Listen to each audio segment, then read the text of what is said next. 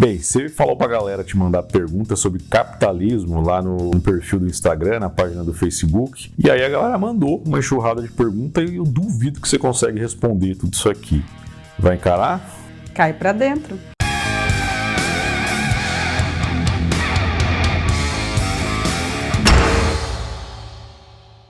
Bem, primeiramente o Matheus mandou a seguinte pergunta: por que o sistema capitalismo pleno é o único, até o dado momento, eticamente defensável? Então vamos lá, vamos pensar um pouquinho nessa pergunta aí. O que seria o capitalismo pleno?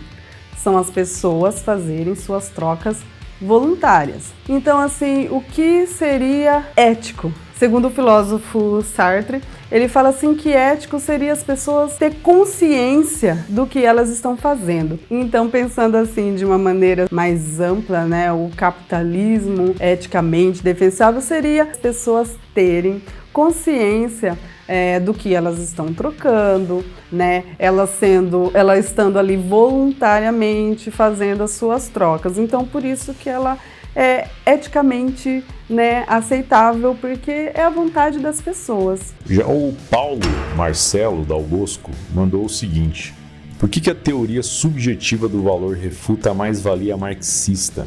A mais-valia, ela tenta assim, não existe um preço nas coisas, né? Então vamos pensar assim, a pessoa foi lá, trabalhou por 4 horas e produziu um produto X no valor de R$100. E aí, essas 4 horas, né, que ele trabalhou, na cabeça lá do Marx, ele deveria receber o valor integral da coisa, o valor integral do objeto, sem levar em consideração o tempo que o patrão levou para poder adquirir aquela máquina, né, sem levar em consideração outras coisinhas que pode estar ali embutido, né, leva só a consideração do tempo e o valor pago pelo objeto. Enquanto que no valor subjetivo, ele fala o seguinte, que as coisas valem o tanto que você toparia pagar por ela. Então vamos pensar assim, eu vou dar um exemplo. Aí, Sueli, você tá com 2 moedinhas, isso não pode dar um exemplo de capitalismo. Pera aí que eu vou explicar. Depois você me xinga. Temos aqui 2 moedas de R$1. A pessoa que produziu, vamos imaginar uma pessoa lá, ela produziu, ela levou o mesmo tempo para produzir ambas moedas, usou as mesmas coisas, porém, essa daqui vale R$1 e essa daqui pode valer até uns R$20. Mas por que uma vale R$1 e a outra vale 20? Essa daqui é da época das Olimpíadas, então ela tem um desenho aqui, então ela pode ser colecionável. O que tem diferença de uma para outra é o tanto que alguém pode estar disposta a pagar por essa moeda. O valor é subjetivo. Você olhando assim, vale R$1, foi produzida do mesmo jeito, porém, elas podem valer preços diferentes, vamos dizer assim. O Rubens Jesus Arruda perguntou: o nosso bloco econômico capitalista, o Mercosul, até que ponto é vantagem para nós brasileiros fazer parte desse bloco? Assim, vamos pensar aí, o Mercosul, né, foi a junção de alguns países, né, que quem fundou foi o Brasil, Paraguai, Argentina e, se eu não me engano, Uruguai. Mas, enfim, eles fizeram esse grupo, né, para que ocorresse o livre mercado, né, entre esses países. Juntando esses países, nós teremos a população maior do que a Europa, então, assim, poderia gerar, né, um PIB maior para esses países, né, poderia gerar mais riquezas para esses países. Mas assim, ainda somos assim, esses países, né, que eu estou citando, não são países assim muito desenvolvidos, né? Então eles precisam de uma ajuda externa. Vou dar um exemplo aí dessa junção que eles tentaram fazer com a União Europeia, que levou 20 anos para começar a tentar andar a respeito nessa negociação de livre comércio. Demorou todo esse tempo porque lá na Europa, né, eles pagam muito subsídio para os produtores. Eles estavam com medo da carne da Argentina, que tem uma qualidade muito boa, e estavam com medo também da nossa cana-de-açúcar chegar lá e fazer um estrago na economia deles. Por outro lado, aqui, o pessoal estava com medo da Mercedes-Benz e a Ferrari trazer seus carros para cá num valor mais barato e quebrar aí o comércio aí automotivo aí do país. Então, assim, para você ver que não é bem assim um livre mercado, eles só estão assim fazendo acordos. Então, vamos pensar que nessa questão do Mercosul são mais acordos do que livre comércio. Por que seria livre comércio? Eu, Suelen, quero vender qualquer coisa para a Europa. Vai. Entendeu? A pessoa de lá quer comprar? Compre. Então, assim, nesse acordo já não funciona desse jeito, né? Você tem que seguir as leis e tal. Ah, mas vai ser assim. Ah, vai ter taxa não sei das quantas. Então, assim, vamos colocar na cabeça que não é livre comércio, é só um acordo. E aí, quando você pensar até que ponto é vantajoso. Nós estamos com a Argentina, né? A Argentina tá passando por uns problemas econômicos aí meio complicado, né? Inflação alta, aquela visãozinha ali de taxar grandes fortunas, eles assustam de uma maneira os investidores lá e a gente tá junto com esse povo que assusta investidores, né? E pro Brasil, já estando nesse bloco, ele tendo que, por exemplo, exportar suas coisas, ele pensar assim, ah não, agora eu vou baixar a taxa de juros. Ele não pode baixar a taxa de juros sozinho. Ele precisa se reunir com todo esse bloco para estar baixando. Então, assim, nesse ponto eu não acho muito legal, porque depender dos outros é sempre muito complicado, né? Quando você tem autonomia para você realizar as suas coisas, né? Vender alguma coisa, seria interessante você não depender, né, de outros países. Então, nesse ponto que eu não acho tão vantajoso. Mas todo acordo para poder vender coisas e comprar coisas mais baratas é melhor que nada. O Souza 5023 perguntou o seguinte, o capitalismo está arruinado por causa do vírus, né, do Covid-19? Depende do seu ponto de vista. Porque assim, se você pensar que o governo está proibindo as pessoas de fazer suas trocas voluntárias, então o capitalismo está arruinado.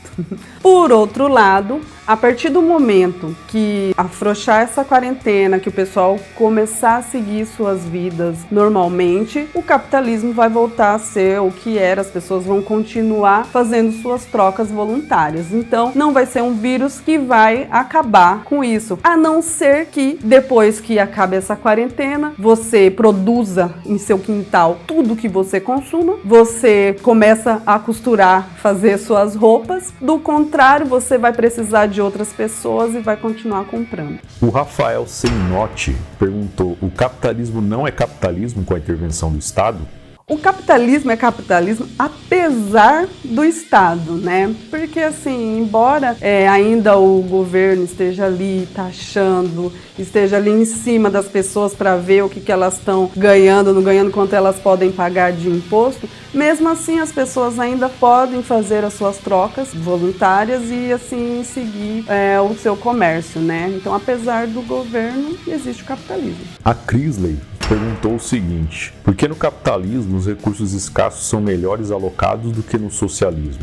O Mises, ele falava assim, que no socialismo, né, não tem aquela questão da propriedade privada, então o preço, não existe preço nas coisas e por conta disso não se sabe aonde você deve de fato investir. Porque quando você não tem noção do valor, você não tem noção também como alocar, né, cada item. Vou dar um exemplo. Vamos imaginar assim o SUS. Então, assim, as pessoas não estão pagando diretamente, né? Não chega lá no hospital e paga pelo procedimento. Então, o que acontece? O governo vai lá, ele acha que precisa de tal coisa e não faz o investimento necessário. Então, pode faltar alguma coisa, pode estar sempre ali não atendendo a demanda daquela região. Por outro lado, né, vamos dizer assim, no capitalismo, onde tenha um hospital, vamos imaginar aí um hospital privado, ele sabe o que as pessoas daquele local precisam. Depois de muitos estudos, depois de observar toda a realidade daquele local, eles conseguem perceber o que de fato realmente aquelas pessoas precisam. Então, por esse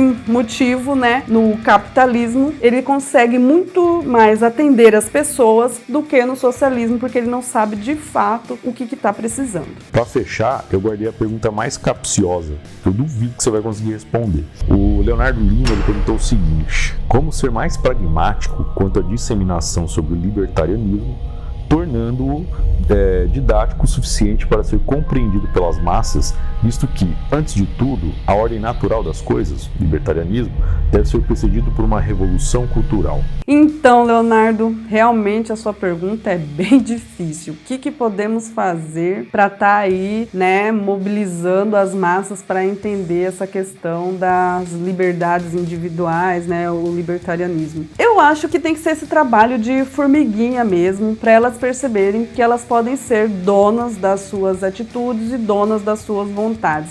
Porque não adianta nada, né, derrubar o governo hoje, com certeza vão colocar outro, um ditador, não, né, não dá pra, se as pessoas não adquiriram a cultura da liberdade, derrubar um e colocar outro igual ou pior. Eu penso que no Brasil é muito fácil você chegar nesse ponto de não querer o Estado tomando de conta da sua vida, visto que o número de corrupção é muito grande, que a vida deles estão assim, completamente distorcida e longe da nossa realidade, no sentido que eles estão lá com carros pagos pelo povo, eles têm saúde de primeira, eles têm comida de primeira, enquanto o povo sucumbe pagando altos impostos. São outras realidades, né? Então eu acredito que para mover as massas tem que ter esse trabalho de formiguinha, né? Tentando explicar como seria melhor viver num país mais livre, como elas poderiam enriquecer estando num lugar mais livre, como que elas poderiam ter uma vida melhor. Então, galera, por hoje é só. Eu quero agradecer a todos pelas perguntas. Com certeza, algumas pessoas vão falar assim, nossa, né? Não é bem assim, falta estudar mais um pouco. Eu reconheço que eu tô nesse processo de descoberta e de aprendizado, então eu aceito sugestões sem xingamento. Não precisa xingar, apesar que xingamento é liberdade de expressão, mas acho que não precisa. Só vocês falarem o que não gostaram e dar sugestões que eu vou ler e vou me informar mais. E vocês devem estar se perguntando, né? Qual foi a pergunta merecedora do livro, né? Desse grande livro, um livro maravilhoso, né? Que abre a cabeça para pensar de uma maneira diferente. E a melhor pergunta foi a... Confira lá no Instagram do Sua Pia Tá Limpa. Por hoje é só. Se você gostou, curta, compartilhe, se inscreva no canal para ajudar a gente a incentivar a continuar fazendo vídeos. E até a próxima. Tchau, tchau!